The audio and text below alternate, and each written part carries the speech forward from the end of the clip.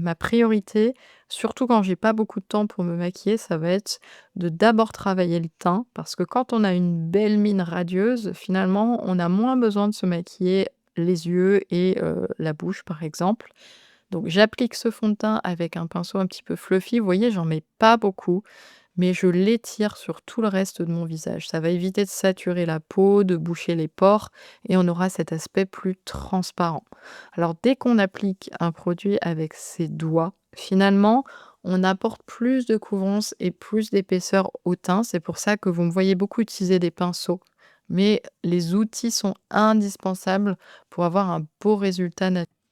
Et comme vous pouvez le voir, je vais vraiment passer du temps sur cette étape. Je vais revenir par zone.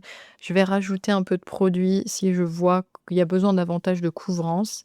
Alors très important, ça c'est vraiment un voile pour unifier. Je vais venir refaire des corrections par la suite avec un concealer ou un correcteur. Donc c'est pour ça qu'il n'y a pas besoin.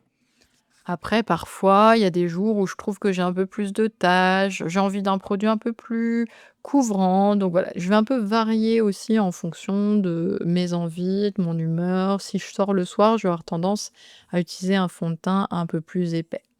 Donc, comme je vous disais, voilà, je passe au correcteur et je fais rapidement des petites touches sous les yeux, au niveau des sillons